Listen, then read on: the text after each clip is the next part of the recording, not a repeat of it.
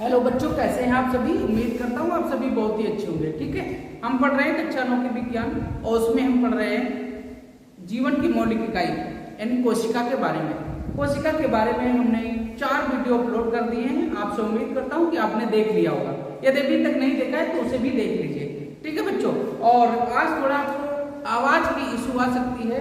क्यों आवाज? इसलिए कि बाहर हवा चल रही है और एक कमरा खुला हुआ है, जिसकी वजह से आपको आवाज में कुछ दिक्कत आ सकती है। ठीक है, तो आइए सीधे अपने टॉपिक पे चलता हूँ। उससे पहले आपको बता दें कि कल हमने आपको एक क्वेश्चन दिया था, लवक क्या होते हैं।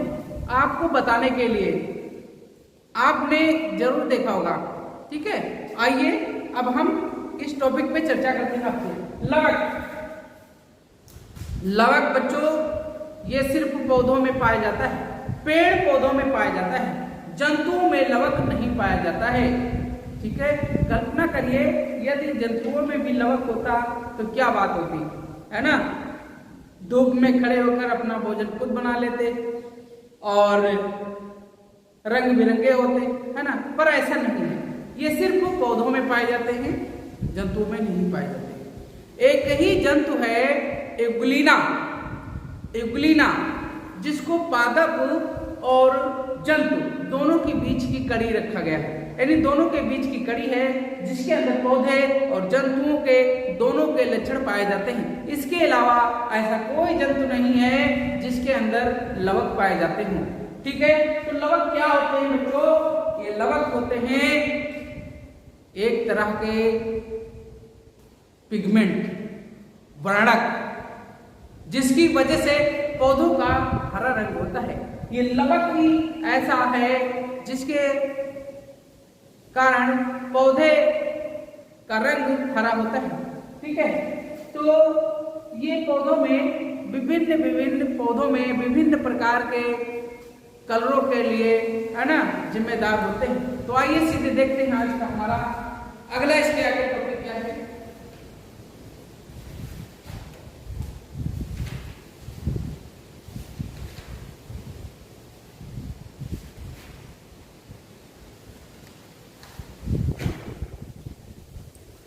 ठीक है बच्चे, अच्छा यहाँ पे एक बात और ध्यान दीजिए कि ये जो लवक है, ठीक है, इसकी खोज हैकेल नामक वैज्ञानिक ने किया था और ये सिर्फ पौधों में पाया जाता है। अगर इनके प्रकार की बात करें तो ये 3 तरह के होते हैं। एक तो हरित लवक होता है, दूसरा वर्णी लवक होता है और तीसरा आवर्णी लवक होता है। ठीक है, हरित लवक की बात करें तो ये पौधों में क्या करता है? पौधों को हरा रंग प्रदान करता है, इसीलिए इसका नाम हरित लवक पड़ा। पौधों का हरा रंग किसके कारण होता है? तो हरित लवक के कारण होता है। और हरित लवक में उपस्थित क्लोरोफिल ये क्या करता है? प्रकाश संश्लेषण की क्रिया द्वारा पौधों के लिए भोजन का निर्माण करता है, भोजन की व्यवस्था करता है। इसीलिए इस क्लोरोफिल को पौधे का रसोई घर कहा जाता है। राइट, इतनी बात समझ में आ गई आपको? ठीक है, अब अगला देखते हैं वर्णी लवक। बच्चों, वर्णी लवक क्या होता है? वर्णी लवक का नाम सुनते ही आपके चेहरे खिल जाने चाहिए, क्योंकि आपने देखा होगा लाल, हरे, पीले, नीले, काले हर एक तरह के पुष्प होते हैं और कलरफुल पौधे भी होते हैं। उनके लिए अगर कोई पिगमेंट जिम्मेदार है तो वो है आपका वर्णी लवक। वर्णी लवक, वर्ण यानी रंग, है ना, वर्ण मीन्स रंग, यानी रंग प्रदान करने वाला ये ऐसा पिगमेंट है, ऐसा लवक है। ठीक है, अब देखिए ये वर्णी लवक क्या करता है? पौधों में उनके जो पुष्प होते हैं, जिसे हमारे यहाँ देख लीजिए गार्डन, मतलब ये विद्यालय में बहुत सारे, ठीक है, लाल है, व्हाइट है ना, पीले भी लगे हुए हैं। तो इनका जो रंग है उसके लिए जिम्मेदार कौन है? वर्णी लवक। अगर पुष्प रंग बिरंगे होंगे तो कीट पतंगे उनकी ओर आकर्षित होंगे, जिसकी वजह से उनमें परागण की क्रिया संपन्न हो सकेगी। और जब परागण संपन्न हो जाएगा तो उसमें बीज बनेगा, फल बनेगा और उनकी पीढ़ी चलती रहेगी। ठीक है। अच्छा, इसके अलावा आपने देखा होगा टमाटर का लाल रंग किसके कारण होता है? तो लाइकोपीन के कारण, है ना। इसी तरह से आपके हल्दी का पीला रंग, ठीक है, चुकंदर का लाल रंग विटामिन के कारण होता है। गाजर का, ठीक है, कैसा रंग होता है? गाजर का वो भी लाल रंग होता है लेकिन वो हल्का सा ऑरेंज टाइप का होता है। वो किसके कारण होता है? तो कैरोटीन के कारण होता है। ये सब जो है ये रंगों के लिए जिम्मेदार है। वर्णी लवक फल में, पौधों में, पुष्पों में रंगों के लिए जिम्मेदार है। विभिन्न प्रकार के रंग पौधों को, पत्तियों को, फूलों को प्रदान करता है। कौन सा? वर्णी लवक। ठीक है, समझ में आया। अब बात करते हैं आवर्णी लवक। आवर्णी लवक एक कोई कलरफुल रंग नहीं है, ये आवर्णी लवक है और ये पौधे के उस भाग में पाया जाता है जहां पे प्रकाश बहुत कम पहुंचता है। ठीक है, ये पौधों के उन भागों में पाया जाता है जहां पे प्रकाश बहुत कम पहुंचता है और इसका कार्य होता है पौधों में भोजन का संग्रहण करना। ठीक है, ठीक है, चल रहा है।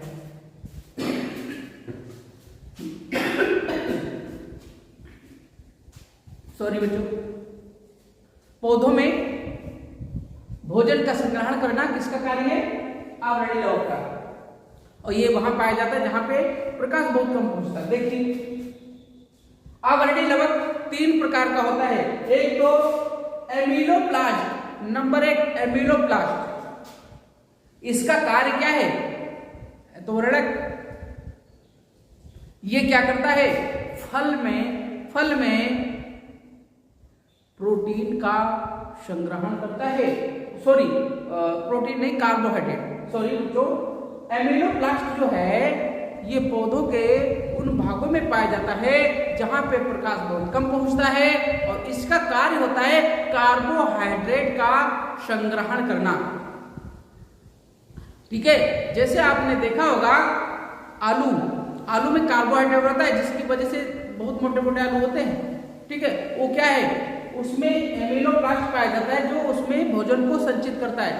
इसी तरह से चावल में कार्बोहाइड्रेट होता है जो संचित करता है कौन? आवर्णी लवक। अब अगली बात करते हैं प्रोटीनोप्लास्ट। बच्चों, ये प्रोटीन का संग्रहण अनाजों में करता है और आपने देखा होगा दाल, सोयाबीन, इन सब में खूब प्रोटीन होती है भरपूर मात्रा में और उसका भंडारण करने का कार्य जो करता है वो करता है आवरणी लवक। ठीक है, जिसका नाम क्या है? प्रोटीनोप्लास्ट। अब लास्ट में बात करेंगे इलियोप्लास्ट। एलियोप्लास्ट वह वर्णक है जो पौधों के उन भाग में पाया जाता है जहां प्रकाश कम पहुंचता है और इसका कार्य होता है तेल का संग्रहण करना, वसा का संग्रहण करना, है ना। जैसे आपने देखा होगा मूंगफली, सूरजमुखी का तेल, सूरजमुखी, इनके बीजों में वसा का संग्रहण करता है, तेल का संग्रहण करता है। तो ये एलियोप्लास्ट मूंगफली जैसे फलों में पाया जाता है। ठीक है, अब अगला देखते हैं। अगला हमारा आ गया माइटोकॉन्ड्रिया। हिंदी में माइटोकॉन्ड्रिया कहते हैं। इसको शायद सूत्र कणिका, पता नहीं क्या, इतना कठिन नाम होता है कि आपको याद रखना मुश्किल होता है, तो इसलिए इसको इंग्लिश में ही याद रखिए, माइटोकॉन्ड्रिया, है ना। इसकी जो खोज की थी अल्टमान वैज्ञानिक ने किया था और इसका जो नामकरण किया, इसका जो नाम दिया वो कौन थे? बेंडा, इनका नामकरण किया। ठीक है, माइटोकॉन्ड्रिया का कार्य क्या है बच्चों? ये हमारे शरीर की कोशिका के अंदर पाई जाती है माइटोकॉन्ड्रिया। इसका निर्माण करना होता है ऊर्जा का। क्या करती है? ग्लूकोज का विघटन करके, ग्लूकोज को जला करके एटीपी के रूप में ऊर्जा का संग्रहण करती है। इसीलिए इस माइटोकॉन्ड्रिया को कोशिका का ऊर्जा घर कहा जाता है, पावर हाउस ऑफ सेल कहा जाता है। ठीक है, माइटोकॉन्ड्रिया के बारे में इतना ही याद रखिए। ठीक है, इसका कार्य होता है ऊर्जा का निर्माण करना, और वो किस फॉर्म में करती है, तो एटीपी के फॉर्म में करती है। इसके बारे में डिटेल आगे कक्षाओं में पढ़ेंगे। अब इसके बाद में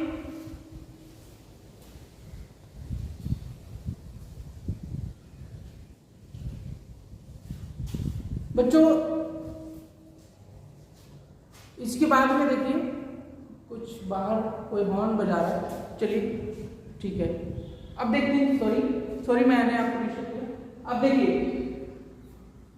अब हम बात करेंगे सेंट्रोसोम की। इसकी खोज बोवेरी नामक वैज्ञानिक ने किया था।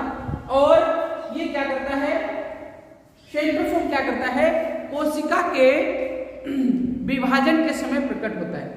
कोशिकाओं के विभाजन के समय प्रकट होता है और कोशिका के विभाजन में इसका योगदान होता है, भाग लेता है। बस इसमें ज्यादा कुछ नहीं है, यही कार्य इसका है ना। अब आ जाते हैं सीधे रसधानियों पे। रसधानियों का मतलब है, इसको इंग्लिश में कहते हैं रिक्तिका, वैक्यूल्स, है ना, रिक्तिका। इसके दो नाम है, याद रखना, कोई कंफ्यूज करेगा आपको, रसधानियां, रिक्तिका। ठीक है, इसकी खोज किसने की थी, तो इसकी खोज की थी, आपको बता दें, इसे कहा जाता है स्टोर हाउस ऑफ सेल। क्यों कहा जाता है स्टोर हाउस ऑफ सेल, क्योंकि ये अतिरिक्त पदार्थों का संग्रहण करता है। और एक बात बता दें, ये एक खाली जगह होती है, अर्धपारगम झिल्ली द्वारा खाली जगह होती है, जिसका कार्य होता है अतिरिक्त भोज्य पदार्थों को संग्रहित करना। इसीलिए इसे कोशिका का स्टोर हाउस कहते हैं। अब बात आती है केंद्रक की। बच्चों, केंद्रक की सबसे ज्यादा महत्वपूर्ण टॉपिक है केंद्रक। इसी केंद्रक में आपको मिलेंगे गुणसूत्र, डीएनए, आरएनए। उससे पहले बता दें, कोशिका की खोज रॉबर्ट ब्राउन ने किया था। कोशिका की बच्चों, केंद्रक की खोज रॉबर्ट ब्राउन ने किया था। रॉबर्ट हुक ने कोशिका की खोज की थी, कंफ्यूज मत होना। कोशिका की खोज रॉबर्ट हुक ने की थी, और कोशिका के अंदर जो केंद्रक पाया जाता है, हमने आपको इसलिए बताया था, ये कोशिका होती थी, इसके बीच में केंद्रक होता था। ठीक है, इसके बीच में जो ये केंद्रक होता था, इसकी खोज किसने की थी, तो रॉबर्ट ब्राउन ने की थी, कंफ्यूज मत होना। और इसी में धागे नुमा संरचनाएं पाई जाती हैं, जिन्हें कहा गया क्रोमेटिन धागे।